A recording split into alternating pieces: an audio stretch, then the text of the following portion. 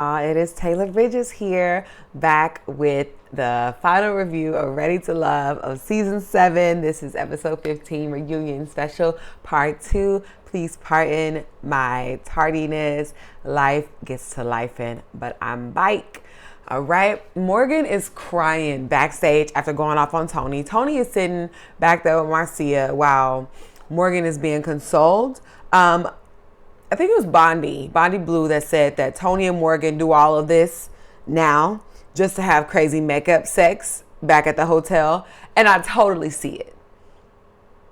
Because they definitely have this just toxic attraction and they just can't get enough of each other. Like, I think personally that they're too old to be carrying on like this, but they're human and they're grown.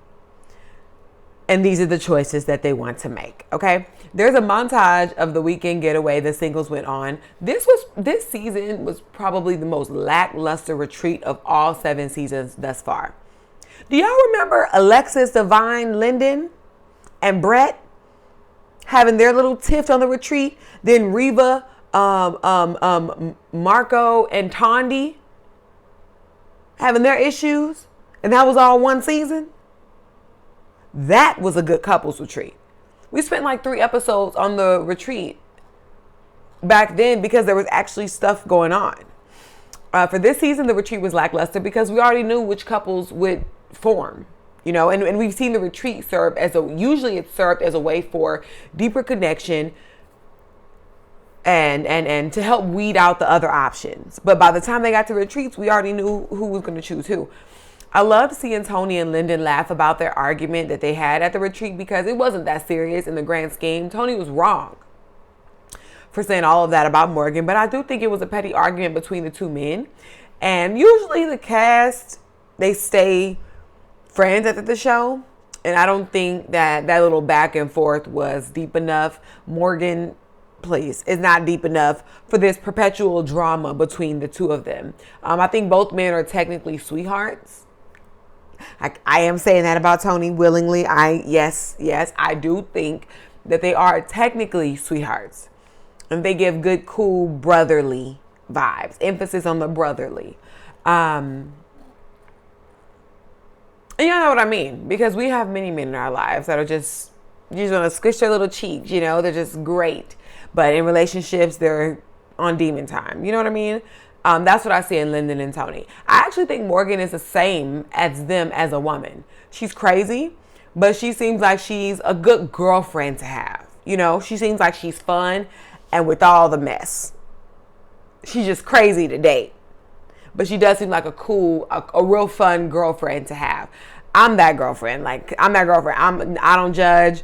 I'm down for whatever. Like, look, don't get to talking about your craziest, wildest scenarios, because I'm like, with a straight face, like, let's go, whatever. That's what Morgan gives me.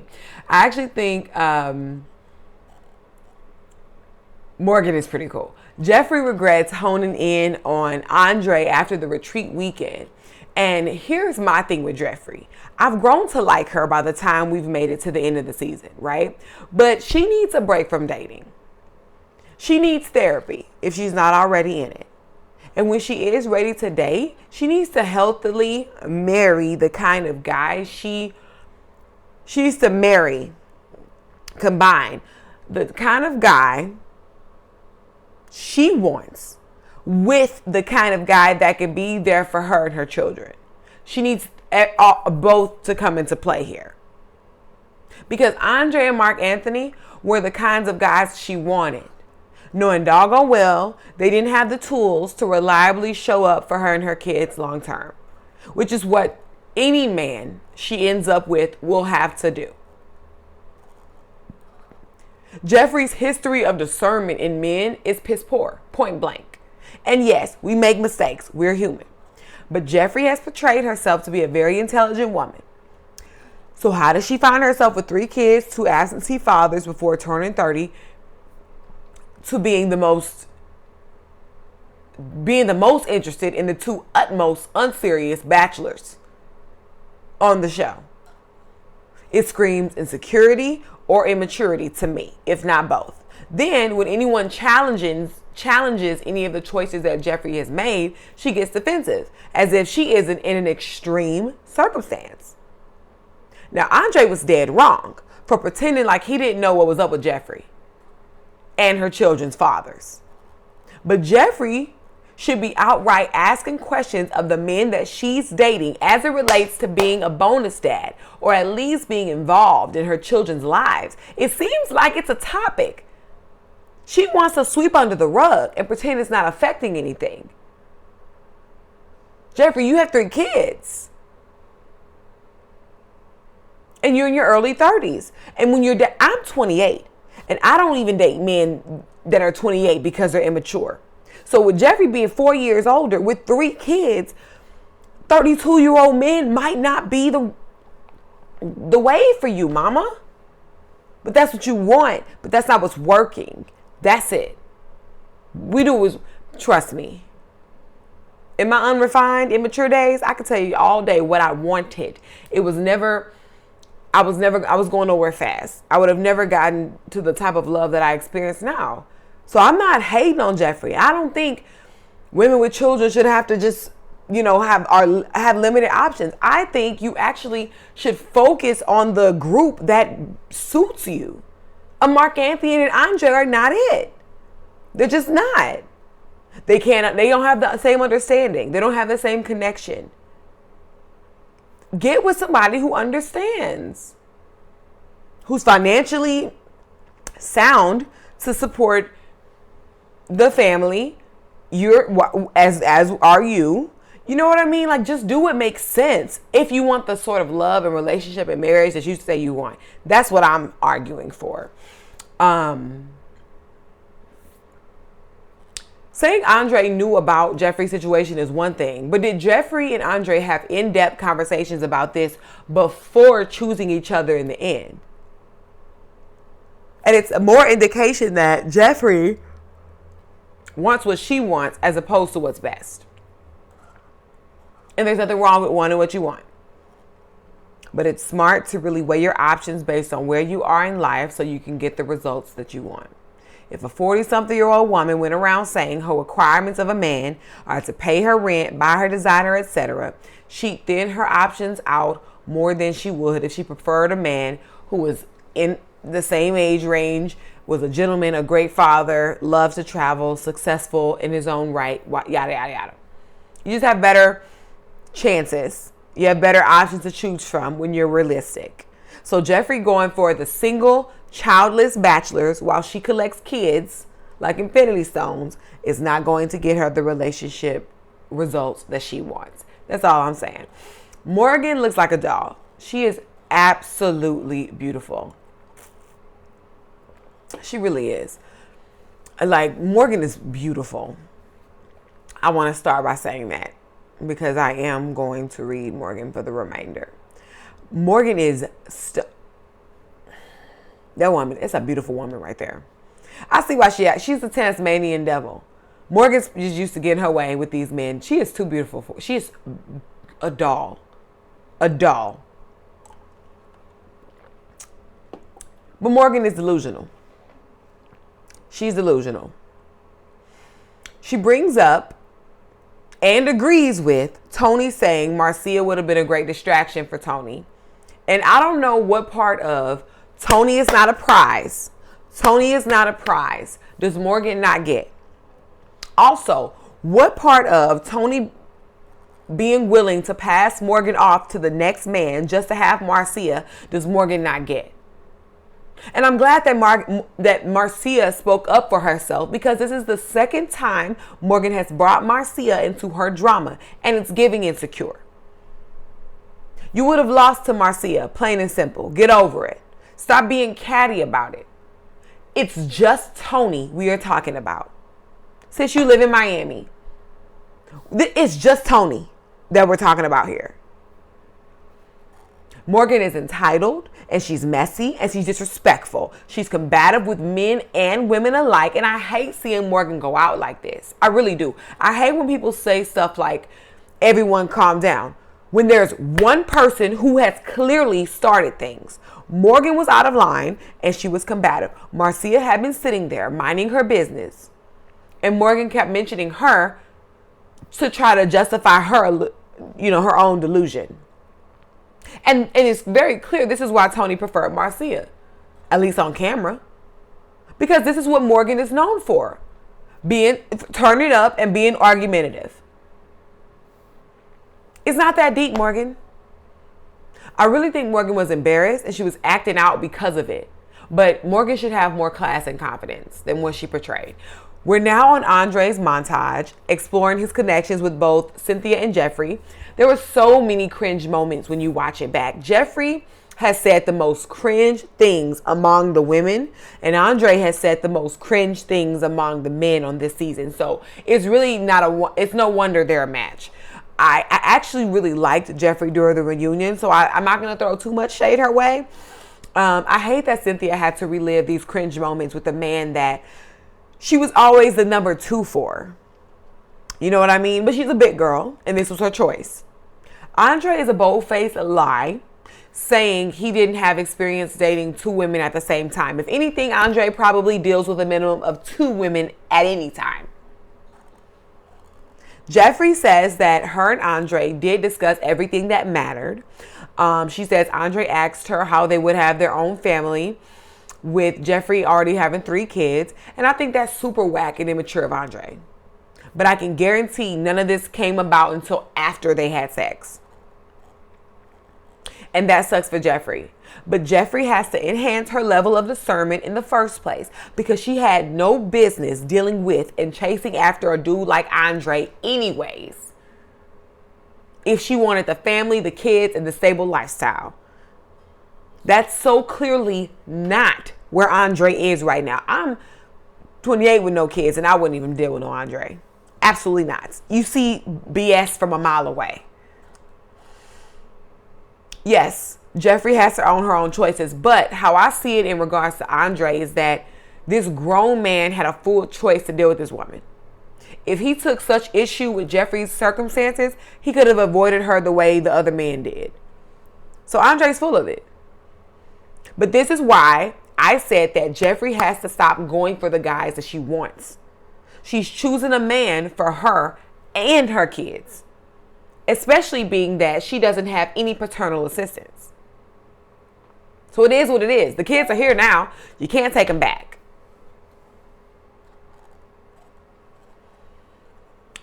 Jeffrey is single and Andre is back dating. Good for them. Jeffrey seemed really solemn. I wonder what she was actually feeling. It seemed kind of embarrassing for her to, put herself out there, get a guy like Andre who's reciprocating all of this affection and attention. They choose each other just for him to, dump her over the same mom of 3 she was when they met on the first episode of the season. That's embarrassing. And I'm sure Jeffrey gets, many men who are turned off by her having 3 kids and, not having their fathers present. And I'm sure it doesn't feel good having this point consistently reinforced. So I ultimately think Andre is super whack for the way he handled Jeffrey.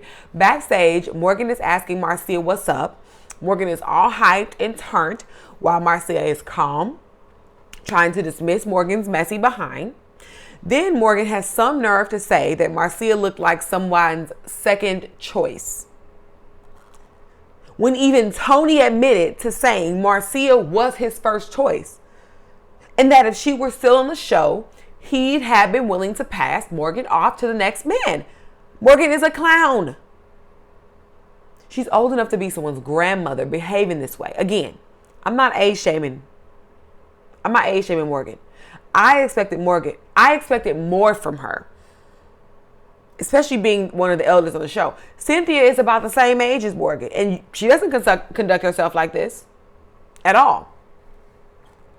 I think Morgan is foolish, and I don't think Marcia needs to give her any more attention. Morgan is desperate. Now we're on Tony's montage. I did kind of forget that Tony was in everyone's face when he first got on the show. Remember, Morgan begged him for time and attention throughout the whole show, all the way up to the weekend retreat. Roll the footage of any other woman doing all of that for him. I'll wait. You're the only one who wanted him that bad. Morgan. Trust me. Tommy brings up how Tony broke the rules dealing with Natasha after she left the process. And I'm thinking, who cares? All of these people still probably date other people from their real everyday life all the time. They're grown. It shouldn't even be a rule for these 30 and 40-year-old adults, sometimes 50-year-olds, in the first place, because they're going to do whatever it is they want regardless. And as they should. Who wants to limit their dating options to only the people on a show? Real life is still happening while filming. They're still single. They can do as they please. So I don't like that it was even made, to be a big deal. Natasha says that her and Tony exchanged numbers. Pardon me.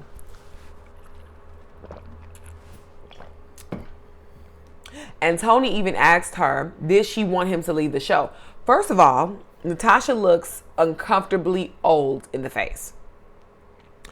Gravity is pulling really hard on her skin. She's beautiful. She just looks 47. Now, Tony doesn't remember if he asked Natasha, did he want her to leave the show?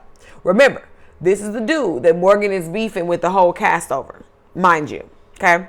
The same douchebag. Natasha says Tony blocked her on social media and they never spoke again. Tony says the reason they stopped talking was because Natasha told producers that they slept together. If that's true, it's a totally great reason to ghost Natasha. Absolutely. But Tony should tread lightly because if I'm not mistaken, Natasha is a lawyer. So you better be telling the truth. Morgan agrees with Natasha that Tony is a manipulator. Pardon. Apparently, he asked Morgan to send Lyndon home. Then expose him, Morgan. Morgan should have been banding together with Marcia and Natasha instead of going against them because Tony is nobody's prize. And it's funny how Tony is now a manipulator and a monster when he's exhibiting the same behaviors he exhibited before you chose to stick with him to the end of the show and continue to date him once the show ended. You had no issues, none whatsoever, with his red flags during the process. Or at least it wasn't enough, to leave us behind alone. Tony says Morgan refuses to go on a date with him, and I am really glad about that. That's a great head on your shoulders, Marcia. Morgan should take notes. Not only was Marcia Tony's first choice, but when she had the chance to have him, she decided to keep him at arm's length and just enjoy his friendship. That will most likely make Tony chase Marcia even more. But I'm just glad Marcia knows better. Now, Morgan looks even stupider because it turns out Marcia doesn't have Tony, doesn't have Tony because she doesn't want Tony. Tony would love to have another chance with Marcia. Cynthia and Anthony's montage is up next. I liked them together in the beginning, but I started questioning Anthony's intentions after a while because he was so great with words, but I didn't really see the emotional effort from him. But I was definitely hoping the best for Cynthia.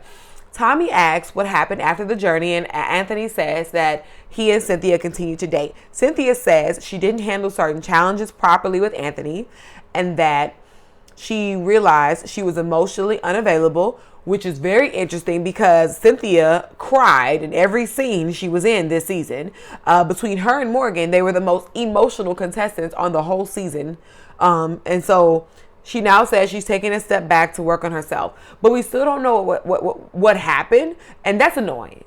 Tommy should have asked specifically what their last conversation or argument was when they fell out.